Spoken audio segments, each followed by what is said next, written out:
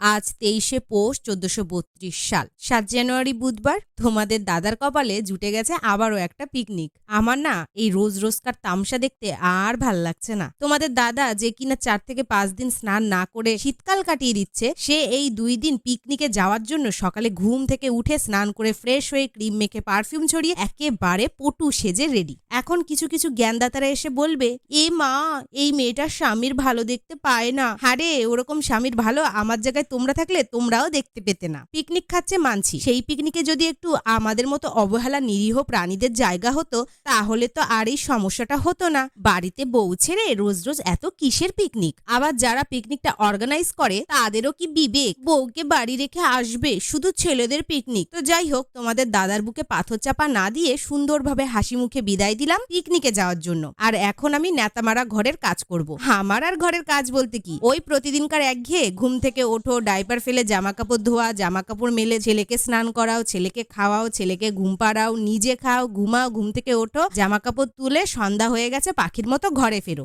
মেয়েদের সংসার জীবন মানে ওই ৪ দেওয়ালের মধ্যে একটা ছোট্ট কোণা ধরে নিলেই সংসার হয়ে যায়। কিন্তু ছেলেদের জীবনের কোনো কিছুই পরিবর্তন হয় না। ওদের তো সবকিছু সব আগের মতোই থাকে, শুধু বাকেট লিস্টে অ্যাড হয়ে যায় বউটা। তাও কি, এতদিন যে কাজগুলো অন্য কেউ করে দিত সেই কাজগুলো এখন বউ করে দেয়। জামা কাপড় ধোয়া, জুতো পরিষ্কার করে দেওয়া, জামা কাপড় গুছিয়ে রাখা, ইত্যাদি ইত্যাদি। তারপরে তো ঘরে এসে স্বামীজির একটাই বক্তব্য, সারাদিন বাড়ি থেকে করো কি? না গো, কিছুই করি না। তুমি কাজে চলে যাওয়ার পর তোমার একটা ছবি বুকে জড়িয়ে ধরে ঘুমিয়ে থাকি আর ঘেউ ঘেউ করে কান্না করি, আমায় ছেড়ে গেল, আমায় কেন নিয়ে গেল না? সাথে করে তো নিয়েও যেতে পারতো। আর ঘরের যে কাজগুলো, বাপের বাড়ির থেকে আসার সময় আমি একটা আলাদিনের প্রদীপ নিয়ে এসেছিলাম, তো ওই প্রদীপের পোদ ৩ বার ঘষে দিলেই আলাদিন এসে নিজের সংসারের সব কাজ করে দিয়ে যায়। প্রতিটা গল্পের যেমন সারাংশ থাকে, এই গল্পেরও একটাই সারাংশ। আজ যদি বউকে পিকনিকে নিয়ে যেত তাহলে কি এতগুলো কথা শুনতে হতো?